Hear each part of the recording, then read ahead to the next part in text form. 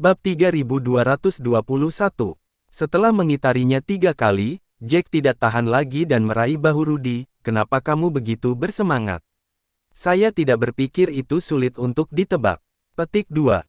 Jika aku hanya menggunakan teknik peringkat Dewa Pamungkas yang lebih rendah, aku tidak akan menang dengan mudah melawan mereka berdua. Hanya teknik peringkat Dewa Pamungkas atas yang bisa menjadi sangat kuat. Petik 2. Rudy menarik napas dalam-dalam. Matanya masih penuh keterkejutan. Pada saat itu, dia merasa otaknya telah berubah menjadi bubur. Dia dengan panik mencoba menyusun pikirannya, tetapi pikiran itu terus-menerus berkeliaran di benaknya. Setelah sekian lama, dia berkata, begitulah adanya.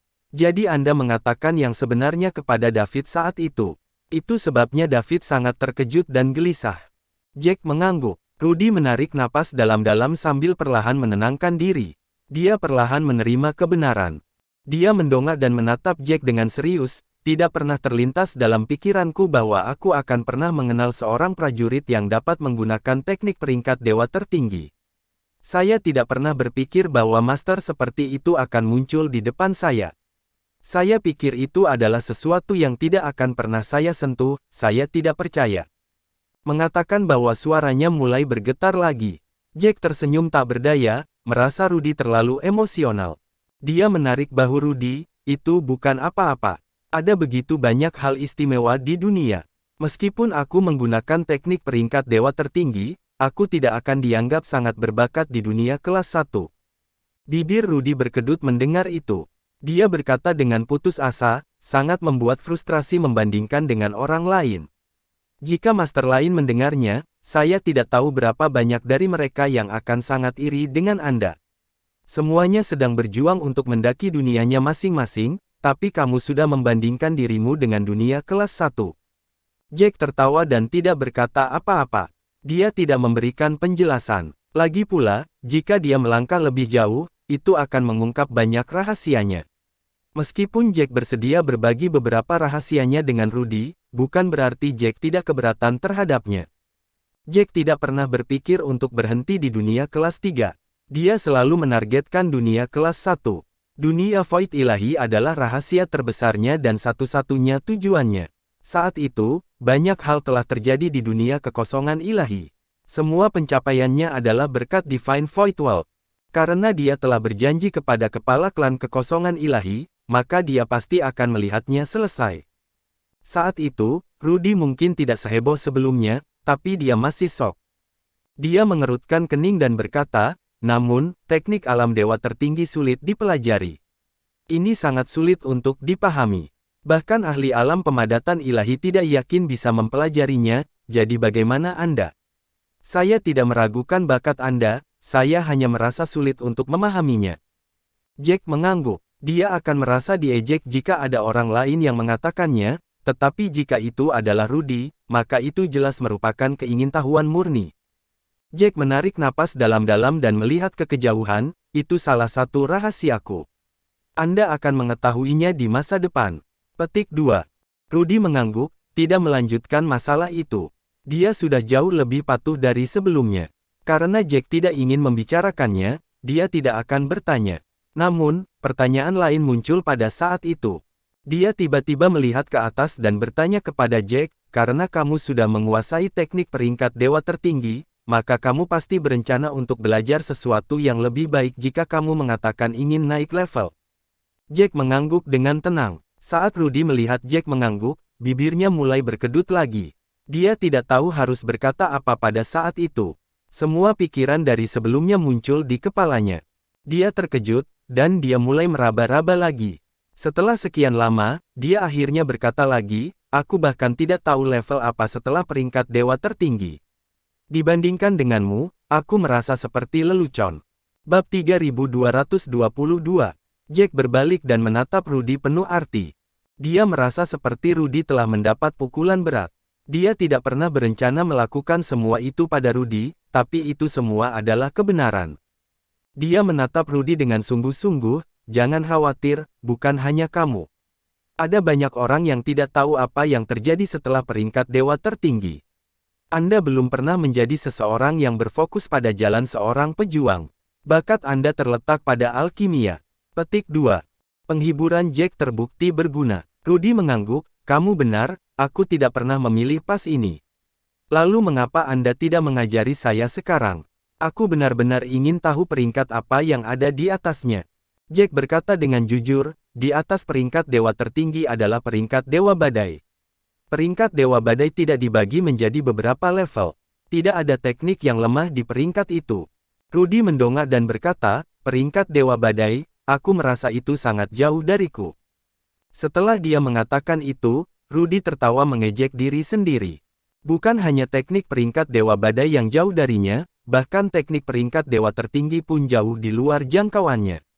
Sejak dia mengenal Jack, dia menyadari bahwa dia semakin menuntut dirinya sendiri. Dia seharusnya sudah dianggap sangat luar biasa jika dia berhasil menggunakan teknik peringkat dewa pamungkas. Memikirkan hal itu, dia menggelengkan kepalanya. Dia membuang ide-ide liar itu ke samping sebelum dia melihat ke arah Jack dan berkata, jadi, kamu berencana mempelajari teknik peringkat Dewa Badai. Jack menegakkan tubuhnya dan melihat sekeliling. Kota tengah sangat luas. Sebagian besar cukup sepi. Hanya area kecil yang dipenuhi prajurit. Mereka berada di salah satu daerah sepi. Melihat sekeliling, mereka adalah satu-satunya makhluk hidup di sekitar. Itu seharusnya sangat aman, tetapi memikirkannya, Jack masih menggelengkan kepalanya. Ayo cari tempat untuk berlatih setelah kita memasuki pusat kota. Rudy mengangkat alisnya karena terkejut. Dia melihat sekeliling dengan waspada, tetapi tidak bisa melihat apapun selain mereka berdua. Rudy berkata dengan rasa ingin tahu, di sini cukup aman, tapi sepertinya tidak. Jack menarik napas dalam-dalam, kelihatannya aman, tapi bukan berarti sebenarnya aman. Setelah keluar dari langkah pembantaian, saya terus merasa bahwa kami telah diikuti oleh beberapa orang. Penampilan saya terlalu mencolok. Ini cukup menarik perhatian. Selain itu, aku membunuh Chris dan yang lainnya. Klan mereka pasti akan membenciku. Kami dikelilingi oleh musuh saat ini, jadi lebih baik aman. Bagian dalam kota akan berbeda. Ada berbagai syarat yang harus dipenuhi seseorang sebelum bisa masuk ke dalam kota. Ini bukan tempat yang bisa dimasuki semua orang. Kami akan masuk melalui transfer array juga.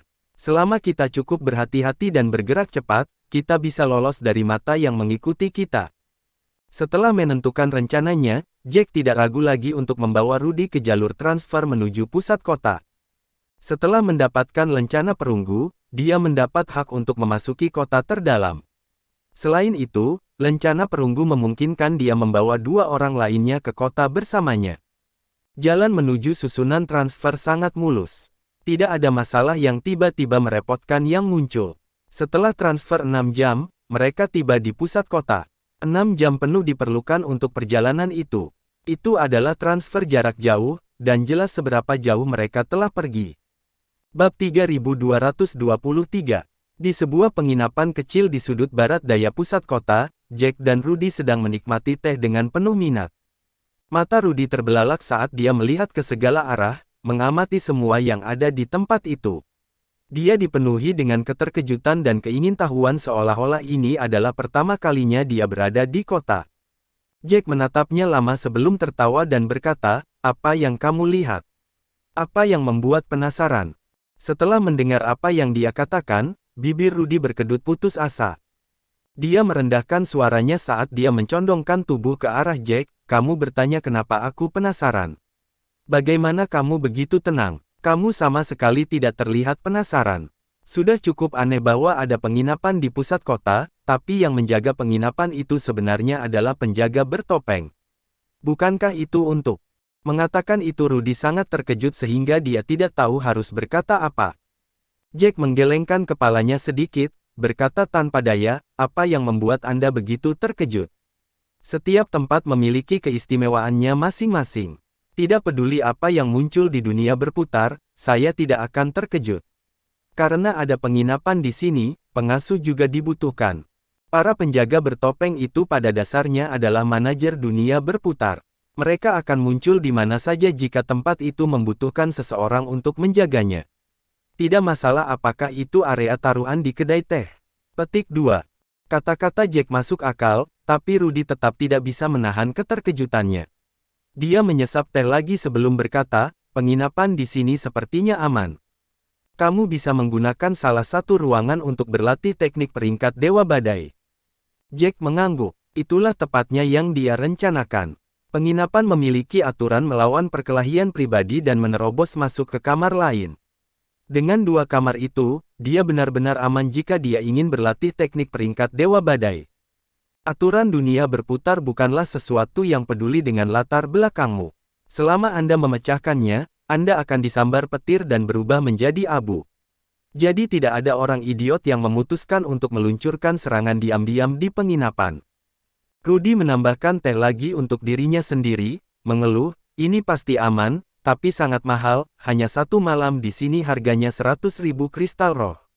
Setiap prajurit pengembara biasa akan bangkrut setelah tinggal di sini selama beberapa hari. Itu bukan harga yang bersahabat, tapi Jack tidak keberatan. Lagi pula dia telah mendapatkan begitu banyak dari pertaruhan. Dia punya puluhan juta, jadi dia bisa membelanjakan apapun yang dia mau. Lebih lanjut, Rudy bersedia menanggung biayanya. Lagi pula, dia sama sekali tidak berguna sepanjang perjalanan. Bahkan jika dia bersikeras bahwa Jack yang membayar untuk ini, dia akan merasa sangat tidak enak. Keduanya mendapat kamar di penginapan. Mereka langsung membayar 1 juta, memesan kamar selama 10 hari. Jack tidak tahu seberapa jauh dia bisa mencapai dalam 10 hari, tapi itu akan baik-baik saja selama dia menunjukkan beberapa peningkatan. Saat mereka berdua menaiki tangga menuju lantai 2, tiba-tiba terdengar pertengkaran. Mereka berdua menoleh untuk melihat dua pria berjubah abu-abu tua sedang berdebat satu sama lain. Pria yang lebih muda di sebelah kiri meraih pria di lengan kanan dan berkata, "Bisakah kamu tenang? Ini bukan kota tengah." Pria yang lebih tua berkata dengan marah, "Aku tahu ini bukan kota tengah, tapi terus kenapa? Orang itu bertindak terlalu jauh. Jika saya tidak memberinya pelajaran, dia mungkin bertindak lebih arogan saat kita bertemu lagi. Bisakah kamu tahan?" Bab 3224 Pria yang lebih muda menghela nafas tak berdaya, tidak melepaskan pria yang lebih tua, tentu saja saya tidak akan tahan. Karena mereka akan terus menyebabkan masalah bagi kita, itu berarti kita pasti tidak bisa melawan mereka secara langsung. Tidak bisakah kita menghindari mereka? Bagian dalam kota begitu besar. Selama kita tidak menabrak mereka, kita tidak akan mendapat masalah. Kami tidak memiliki dendam sebesar itu terhadap mereka, itu akan baik-baik saja selama kami menghindari masalah. Mendengar itu, prajurit yang lebih tua benar-benar memerah karena marah. Dia tampak seperti telah dihina dengan serius. Dia mengulurkan tangan dan mendorong ke tangan yang meraih lengannya. "Dengarkan saja apa yang kau katakan. Apakah kamu tidak tahu malu? Apakah Anda tidak memiliki sedikit pun kebanggaan? Apakah berasal dari benua emas berarti Anda terhindar dari apapun yang Anda lakukan? Benua emas adalah dunia kelas 2, tapi ada begitu banyak klan di sana. Mereka hanya sedikit lebih kuat dari Chaos Continent. Jika klan kelas 8 dari benua kekacauan berada di benua emas, mereka akan dianggap sebagai klan kelas 7 atau 6. Itu tidak jauh berbeda. Dia hanya anak kecil dari klan yang tidak dikenal. Jika dia berada di benua kekacauan, dia tidak akan menjadi apa-apa. Bagaimana saya bisa tahan?" Mendengar itu, pria yang lebih muda itu semakin cemas. Dia meraih lengan pria yang lebih tua itu lagi, dan dia praktis berteriak, "Siapa yang memberitahumu dia anak kecil? Dia adalah murid dalam dari klan Azure." Saat itu dikatakan, murid yang lebih muda terlihat sangat masam. Bibirnya sedikit berkedut, merasa seperti hendak memuntahkan darah karena marah. Setelah pria yang lebih tua mendengar itu, dia tiba-tiba menjadi kaku.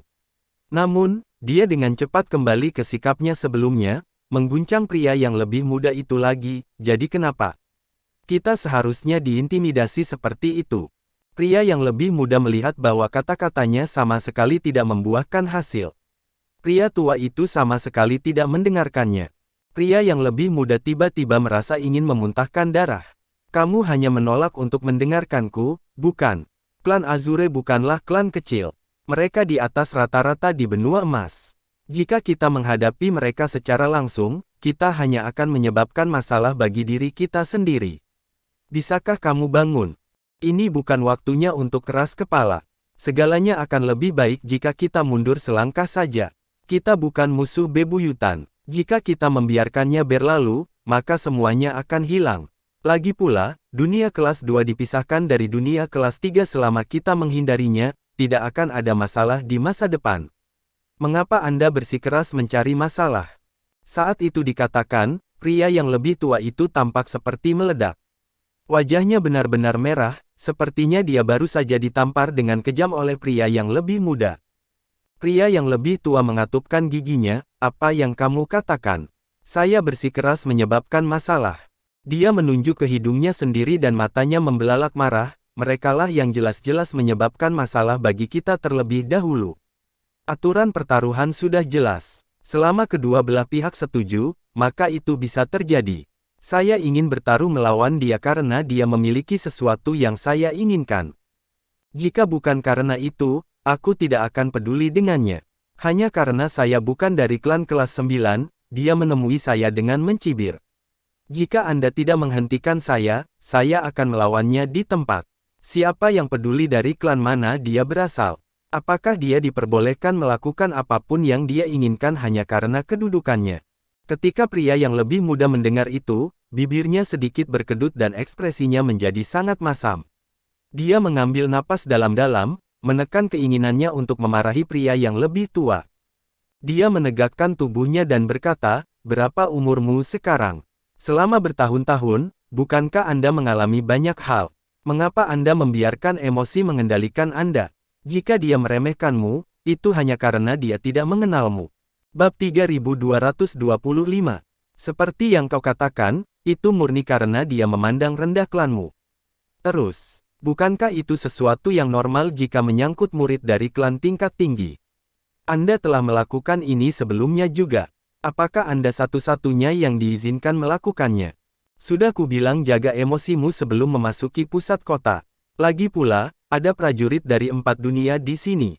Bahkan jika benua emas berperingkat rendah di antara dunia kelas 2, itu masih dunia kelas 2.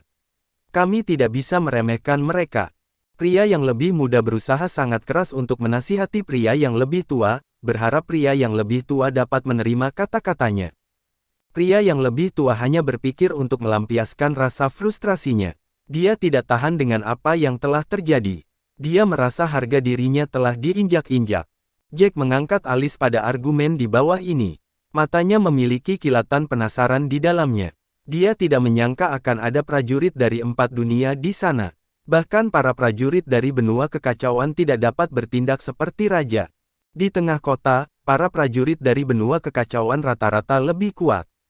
Itu karena dunia mereka adalah yang terkuat dari ketiganya. Dikatakan bahwa benua kekacauan hanya sebagian kecil dari menjadi dunia kelas 2. Hanya dalam beberapa abad atau ribuan tahun lagi, mereka memiliki peluang bagus untuk dipromosikan. Namun, meski dengan kemungkinan itu, mereka masih dunia kelas 3. Masih ada celah antara mereka dan benua emas. Ekspresi Rudy menjadi gelap ketika dia mendengar percakapan di bawah. Dia menatap Jack dengan sedikit khawatir. Ekspresi Jack tetap tenang seolah tidak terlalu peduli dengan apa yang terjadi di lantai bawah. Mereka berdua tidak banyak bicara saat mereka berjalan ke atas. Ketika mereka sampai di kamar mereka, Rudy tidak bisa menahan diri untuk menarik Jack ke meja di kamar, dan mendudukkan Jack sebelum Rudy duduk di depan. Dia menahan kata-katanya, menuangkan teh dan meletakkan cangkir di depan Jack sebelum dia menarik napas dalam-dalam dan berkata, "Apakah benua emas berbahaya?" Itu pertanyaan yang agak mendadak. Jack menyeruput teh sebelum dia tertawa dan berkata, "Apakah kamu khawatir aku tidak bisa mengalahkan para prajurit dari benua emas?" Bibir Rudy menegang, ingin menyangkalnya. Itu karena sepertinya dia tidak mempercayai Jack. Dia memikirkannya sebentar tetapi masih mengangguk. Setelah sekian lama bersama Jack, dia sudah menganggap Jack sebagai kakak laki-laki. Dia tidak ingin menyembunyikan hal-hal ini. Ketika Jack melihat simpul itu, dia tertawa, "Kamu tidak perlu khawatir. Meskipun aku tidak tahu seberapa kuat tepatnya para prajurit dari benua emas, prajurit biasa masih bukan tandinganku." Rudy menghela nafas sebelum meneguk tehnya, menekan kepanikannya. "Aku tahu bahwa dunia kelas 3 tidak pernah menjadi tujuanmu. Bahkan dunia kelas 2 ada di bawahmu. Anda selalu melihat dunia kelas 1, tetapi Anda masih tidak tahu seberapa kuat para pejuang dunia kelas 2. Yang tidak diketahui itu berbahaya. Kamu biasanya membuat banyak musuh juga. Kita harus berhati-hati, seperti yang dikatakan orang di bawah, jangan memprovokasi mereka. Kita harus menjaga jarak. Bab 3226. Selama periode itu, mereka telah membuat banyak musuh, baik sengaja maupun tidak. Meskipun mereka bisa menghadapinya sepanjang waktu, Rudy masih sedikit takut pada keajaiban yang tidak mereka ketahui. Jack menyesap tehnya dan berkata terus terang, tenang. Di dunia berputar, selama kita berhati-hati, kita tidak akan menemukan diri kita dalam keadaan berbahaya. Namun, jika ada yang memprovokasi kami, bagaimana kami tidak membalas? Mendengar kata-kata itu, Rudy menghela nafas tak berdaya. Dia tahu bahwa dia tidak akan bisa mempengaruhi Jack, tetapi dia benar-benar khawatir. Semakin dekat mereka ke pusat dunia berputar, semakin kuat musuh mereka. Dia tidak bisa membayangkan seberapa kuat prajurit di kota tingkat pertama. Pikiran kacau itu muncul di benak Rudy. Sementara dia takut, dia juga sangat khawatir. Jack menghela nafas saat menatap Rudy, dan dengan lembut meletakkan cangkir teh di atas meja. Jangan khawatirkan dirimu sendiri tanpa alasan sebelum sesuatu terjadi, tidak ada gunanya. Anda pasti lelah setelah beberapa hari terakhir, jadi tidurlah sekarang. Tanpa izin, toh tidak ada yang bisa masuk ke sini. Saya akan mencoba menguasai Soul Sky. Rudy mengangguk. Ada urutan dalam berbagai hal, dan meskipun dia khawatir, dia harus mengesampingkannya sebelum sesuatu terjadi. Ada tempat tidur dan sofa di kamar. Jack membiarkan Rudy beristirahat di tempat tidur sementara dia menggunakan sofa. Teknik peringkat Dewa Badai, Soul Sky, adalah teknik atribut jiwa.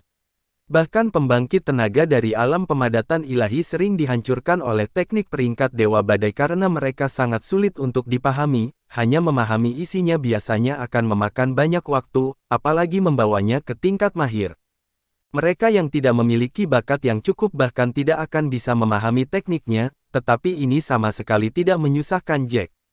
Dengan ingatan dari para prajurit kuno, Jack tidak perlu mencoba sebelum dia mendapatkan pemahaman yang lengkap tentang Soul Sky. Kemacetan situasional yang menghentikan orang lain sama sekali bukan apa-apa bagi Jack. Dia hanya perlu melakukan satu hal, yaitu perlahan-lahan memulai pelatihan teknik dari awal. Bagi yang lain, teknik peringkat Dewa Badai seperti gunung besar yang membutuhkan banyak waktu untuk didaki. Beberapa tempat bahkan tidak memiliki jalur untuk didaki oleh para prajurit, mengharuskan mereka untuk membuat jalur sendiri.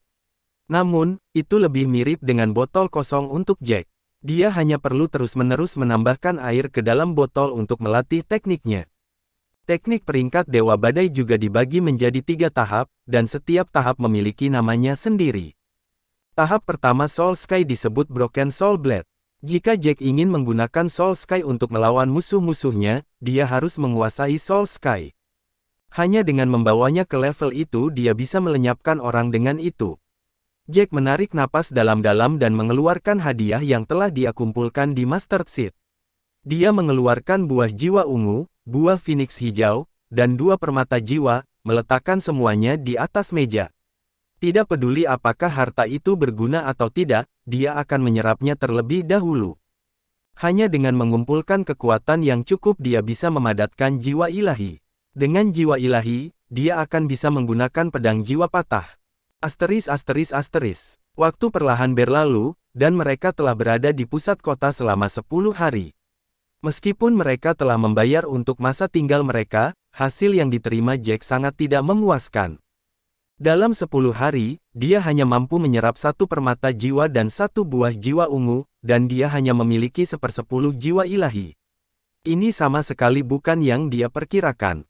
Dia mengira bahwa menyerap begitu banyak harta setidaknya akan membuatnya mencapai 60%, tapi itu perbedaan yang sangat besar. Rudy saat itu sudah cukup istirahat dan sedang minum teh di atas meja. Ketika Jack membuka matanya, Rudy tertawa sambil berkata, "Saya sudah membayar biayanya dan menambahkan 10 hari lagi. Anda masih memiliki 1 permata jiwa yang belum Anda serap. Semoga beruntung." Bab 3227. Jack terhindar dari kesulitan menyelesaikan biaya untuk masa tinggal mereka berkat sikap proaktif Rudy. Karena itu, dia mengangguk dan terus menyerap permata jiwa. Sementara itu, Rudy dengan santai meminum tehnya sambil memikirkan semua yang dia alami selama ini. Meskipun dia mengalami banyak hal, skill sebenarnya tidak meningkat sebanyak itu. Dia berspesialisasi dalam alkimia, tetapi itu pun tidak istimewa. Dia telah belajar banyak dari Jack, tetapi bakatnya biasa saja. Ada jurang pemisah antara dia dan Jack, dan meskipun dia membaik, itu tidak banyak sama sekali, yang membuatnya meragukan dirinya sendiri. Setelah 5 hari, Jack akhirnya membuka matanya lagi. Dia telah menyerap semua harta dan bahkan telah menyerap beberapa pil berharga, tetapi dia hanya memiliki 1/5 dari jiwa ilahi. Jack menggeleng menyesal, tapi tidak ada yang bisa dia lakukan. Dia dengan cemas menyadari bahwa semakin lambat penyerapannya, semakin banyak harta yang dia butuhkan di masa depan. Memikirkan hal itu, Jack menghela nafas tak berdaya. Benar, dia memiliki banyak kekayaan pada dirinya saat ini, dan dia benar-benar percaya bahwa meskipun dia jauh dari tujuannya, dia berpikir bahwa segala sesuatunya akan membaik. Aduh, sepertinya itu semua hanya mimpi belaka. Lagi pula, dia perlu meningkatkan kekuatannya dan untuk melakukan itu, dia membutuhkan banyak harta untuk mendukungnya. Dia bisa mendapatkannya melalui kompetisi, tetapi itu tidak menghasilkan sebanyak itu. Jika Jack ingin membentuk jiwa ilahi, dia akan membutuhkan banyak harta. Sisanya akan membutuhkan Jack untuk menghabiskan sejumlah besar kristal roh untuk dibeli, hanya memikirkannya saja membuat Jack terluka secara fisik, meratapi bahwa dia mungkin perlu menghabiskan semua kristal rohnya untuk segera mendapatkan harta. Jack mendesah. Tentu saja, kristal roh tidak pernah cukup untuk prajurit. Rudy mengangkat alis saat mendengar itu, ingin menanyakan sesuatu pada Jack, tapi Jack sudah turun dari sofa. Jika kita kekurangan kristal roh, maka aku harus membuat lebih banyak. Syukurlah, ada tempat di mana kita bisa membuat kristal roh di dekat sini. Aku bahkan mungkin bisa mendapatkan beberapa hal bagus di sana. Rudy mengangkat alisnya sambil menatap punggung Jack dengan rasa ingin tahu. Jack menjelaskan banyak hal kepada Rudy sambil berjalan ke depan. Apakah kamu masih ingat pertengkaran yang kita dengar ketika kita naik ke atas 3 hari yang lalu? Orang itu menyebutkan pertaruhan atribut. Rudy tiba-tiba mengingatnya ketika Jack menyebutkannya. Apa itu pertaruhan atribut? Namanya terdengar sangat aneh. Jack tertawa dan berkata, sebenarnya tidak aneh, namanya sangat mudah. Taruhan atribut berarti Anda berjudi pada atribut semua orang. Misalnya, saya adalah prajurit atribut jiwa. Ketika datang ke atribut jiwa, kendali atasnya berkali-kali lebih kuat daripada atribut lainnya. Saya akan menjadi prajurit atribut jiwa. Pertaruhan atribut adalah kompetisi untuk mengontrol berbagai atribut. Bibir Rudy berkedut mendengarnya. Meskipun Jack dengan sabar menjelaskannya, dia merasa masih dalam kegelapan. Jack menoleh untuk melihat Rudy dan langsung bisa melihat bahwa Rudy tidak mengerti. Dia tertawa, tidak memikirkan kemampuan pemahaman Rudy. Saat mereka memasuki pusat kota, semua aturan telah membanjiri pikirannya. Rudy telah mengikuti Jack, jadi dia tidak mendapatkan semua pengetahuan itu. Bab 3228.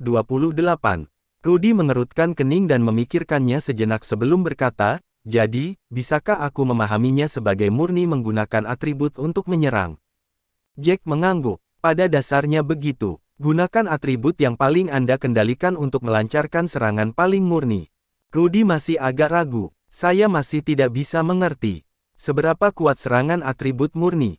Jack dengan sabar menjelaskan, semua teknik memiliki atributnya masing-masing. Saat Anda melatih teknik tersebut, Anda juga mendapatkan pemahaman tentang atribut tersebut. Taruhan atribut menguji kendali Anda atas atribut-atribut tersebut. Jika kendaliku atas atribut lebih tinggi, seranganku akan mengalahkan prajurit level rendah, dan aku akan menang. Bisakah kamu memahaminya sekarang? Rudy mengatupkan bibirnya, merasa seolah-olah dia memiliki pemahaman yang sedikit lebih baik tentang gagasan itu. Dia hanya sedikit bingung dengan detailnya. Setelah memikirkannya, Rudy menggelengkan kepalanya. Apapun, saya hanya harus menonton sebelum mencoba memahaminya.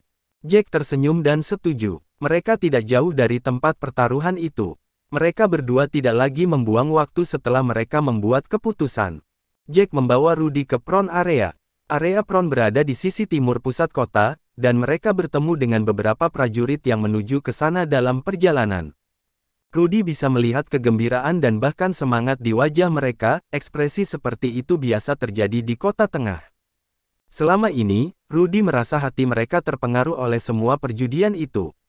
Dia berpikir bahwa para prajurit yang memasuki pusat kota semuanya sangat kuat dan berbakat, jadi hati mereka harus lebih teguh, tapi sepertinya dia berdiri tegak. Rudy mengerutkan kening sambil berbisik, saya pikir semua orang tampaknya sedikit gila. Mereka selalu tenggelam dalam kegembiraan.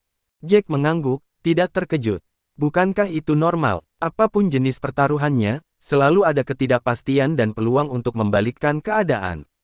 Banyak orang menghasilkan banyak uang dari pertaruhan, sementara yang lain kehilangan semua kekayaan mereka. Naik turun seperti ini membuat seseorang mudah kehilangan rasionalitasnya. Bahkan prajurit yang lebih teguh dari yang lain akan bersemangat dalam suasana seperti itu. Rudy mengangguk mengerti. Setelah kurang lebih 2 jam, akhirnya mereka sampai di front area yang terbagi menjadi 3 bagian. Bagian tengah adalah area taruhan, dan deretan besar Front Sky Stone hadir. Rudy menghitung total ada 33 orang. Dalam perjalanannya, Jack menjelaskan aturan atribut berjudi secara detail. Rudy melihat ke deretan Front Sky Stone dan mengulangi dengan bersemangat, jadi kedua sisi pertaruhan hanya perlu meletakkan tangan mereka di kedua ujung batu dan menggunakan atribut yang mereka kuasai. Front Sky Stone akan mengubah atribut menjadi serangan, dan kedua belah pihak akan bentrok. Pemenang akan ditentukan dalam sekejap, kan? Jack mengangguk. Kamu tidak hanya perlu mengedarkan atribut di tubuhmu, tetapi kamu juga perlu menyuntikkannya ke dalam batu agar serangan terwujud. Rudy mengangguk sambil menatap tepat ke 33 batu itu. Batu-batu ini tingginya kira-kira setengah orang, dan semuanya berwarna seperti debu. Di atas batu ada rune berwarna merah yang menutupi batu. Bagian tengah area front memiliki batu-batu, sedangkan sisi timur disebut area timur tempat berkumpulnya prajurit yang tak terhitung jumlahnya. Para prajurit yang berjalan bersama mereka sebelumnya semuanya menuju ke arah itu juga. Bab 3229. Rudy menoleh dan memperhatikan bahwa tempat itu penuh sesak dengan orang. Dia memperkirakan setidaknya ada 10.000 orang di sana. Dia menghela nafas, berpikir bahwa kota terdalam akan memiliki lebih sedikit orang daripada kota tengah karena mereka semua adalah elit. Sayangnya, dia berdiri dikoreksi lagi. Dibandingkan dengan wilayah timur, wilayah barat memiliki lebih sedikit orang. Rudy menoleh dan memperkirakan bahwa wilayah barat hanya memiliki sekitar 1.000 orang di sana. Itu 90% lebih sedikit dari wilayah barat. Prajurit wilayah barat semuanya duduk di atas tikar. Mereka tidak berisik seperti wilayah timur, dan pakaian yang mereka kenakan membuat mereka tampak seperti dunia lain. Apa yang membedakan mereka dari para prajurit di wilayah timur adalah kenyataan bahwa mereka semua memiliki papan tulis di depan mereka, dan banyak kata yang tertulis di atasnya. Rudy melihat ke papan dan berkata, kamu masih belum memberitahuku apa perbedaan antara prajurit di timur dan di barat. Apa yang tertulis di papan tulis? Jack menjelaskan, sederhananya, para prajurit yang berkumpul di timur kebanyakan adalah para prajurit yang masih belum tahu apakah mereka ingin berpartisipasi dalam pertaruhan, sedangkan para prajurit di barat adalah mereka yang bertekad untuk berpartisipasi. Karena ini pertaruhan, mereka secara alami membutuhkan orang lain untuk bersaing. Papan di depan mereka memiliki pertaruhan yang mereka inginkan dan harta juga. Mendengar itu, Rudy berkedip ingin tahu. Kamu bahkan bisa mempertaruhkan harta. Jack mengangguk, menjelaskan dengan detail, pertaruhan atribut tidak sepenuhnya seperti yang pernah kita lihat sebelumnya. Taruhan atribut memiliki 2 bagian. Satu di kristal roh, sementara yang lain di harta karun. Gulungan teknik juga bisa digunakan. Selama itu sesuatu yang berharga, itu bisa dijadikan taruhan. Ini juga meningkatkan tantangan. Beberapa orang mengambil harta berharga untuk dipertaruhkan sehingga mereka dapat menarik prajurit yang tertarik untuk bertaruh melawan mereka. Jika mereka menang, mereka bisa mendapatkan harta karun dan kristal roh. Tentu saja, mereka harus mengeluarkan kristal roh yang sama jika kalah. Saat Rudy mendengarnya, dia mengangkat tangan untuk menyela Jack. Jika kamu kalah, kamu hanya perlu membayar dengan jumlah kristal roh yang sama, kan? Jack mengangguk dan melanjutkan, pertaruhan atribut dipisahkan menjadi bed setter dan bed taker. Yang di timur kebanyakan adalah petaruh, dan yang di barat kebanyakan adalah petaruh. Mereka yang memasang taruhan tidak hanya membutuhkan kristal roh tetapi juga harta. Sementara itu, pengambil hanya perlu memiliki kristal roh. Itu tidak terlalu adil, sembur Rudy. Jack tertawa sebelum menjawab, pikirkan saja, ini tidak adil. Pembuat taruhan bukanlah orang bodoh. Jika tidak adil, maka wilayah barat akan kosong. Ada lebih dari 1000 orang di sana karena mereka semua merasa itu sangat adil. Apa kamu tahu kenapa? Mendengar apa yang dikatakan Jack, Rudy sedikit bingung. Dia tidak mengerti, jadi dia bertanya lagi, dan Jack tidak menyesali jawabannya. Alasannya sangat sederhana, itu karena para bedsetter semuanya sangat percaya diri dengan kemampuan mereka.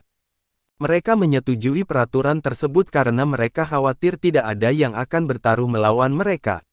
Taruhan dibagi menjadi 2 bagian, memaksa setter untuk menghasilkan harta karun, karena mereka perlu menarik orang untuk mengambil taruhan mereka. Setelah semua yang dikatakan, Rudy berkata dengan setengah mengerti, jadi mereka mengizinkan para pembuat umpan untuk memancing orang agar bertaruh melawan mereka. Bab 3230. Jack mengangguk, tertawa sambil melihat para prajurit yang berkumpul di wilayah barat.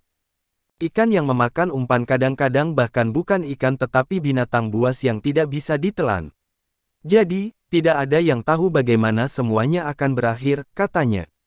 Rudy mengangguk. Baru pada saat itulah dia memiliki pemahaman kasar tentang aturan pertaruhan atribut. Rudy melirik para prajurit di wilayah barat sekali lagi dan memperhatikan bahwa kebanyakan dari mereka memiliki pola emas gelap di lengan baju mereka. Menyadari itu, dia menarik lengan baju Jack dengan terkejut dan menunjukkannya. Saat Jack melihat pola tersebut, dia langsung mengerti. Dengan cemberut, dia berkata, mereka pasti prajurit dari benua emas. Rudy tidak bisa membantu tetapi melebarkan matanya. Keduanya berbicara tentang benua emas. Meskipun mereka tahu bahwa ada pejuang dari dunia itu di dalam kota, Rudy mengira mereka akan sangat jauh darinya. Dia tidak berharap mereka muncul begitu cepat. Para prajurit yang berkumpul di wilayah barat dari benua emas berjumlah lebih dari 500 orang. Sebagian besar dari mereka memejamkan mata dan sedang beristirahat, tetapi bahkan dengan mata tertutup, aura arogansi di sekitar mereka terlihat jelas. Rudy membenci orang sombong dan dengan demikian mengerutkan kening karena tidak senang. Namun, dia tidak mengatakan apa-apa. Dia menoleh untuk melihat ke wilayah timur dan memperhatikan bahwa para prajurit dari benua emas hanya menempati 1/5 dari wilayah timur. Dari segi jumlahnya tidak banyak. Yang membingungkan Rudy adalah fakta bahwa para prajurit dari benua emas yang berasal dari wilayah timur tidak berbaur dengan para prajurit dari 3 dunia lain. Mereka bahkan menempati area paling tengah, menempatkan batas yang jelas antara mereka dan prajurit lainnya. Para prajurit benua emas di wilayah barat berbeda, berbaur dengan semua orang. Rudy bertanya dengan bingung, mengapa para prajurit yang berkumpul di wilayah timur semuanya berkumpul bersama, dan semuanya. Setelah mengatakan itu, bibir Rudy berkedut. Para prajurit di wilayah timur tidak setenang di wilayah barat. Sangat sedikit dari mereka yang beristirahat. Sebaliknya, mereka tampak dalam diskusi yang penuh gairah. Berkat pola emas di lengan baju mereka, Rudy dapat langsung mengetahui prajurit mana yang berasal dari benua emas. Jelas sekali bagaimana mereka memandang rendah orang lain. Jack juga menoleh. Dia menghela nafas saat tatapannya menjadi sedikit dingin. Para prajurit dari benua emas memandang rendah prajurit dari 3 dunia lain. Mereka membuat perbedaan yang jelas di antara mereka karena itu. Mereka mungkin merasa para prajurit dari 3 dunia lain tidak cocok untuk berdiri bersama mereka. Kemarahan Rudy melonjak, merasa seolah-olah api sedang menjalari dirinya.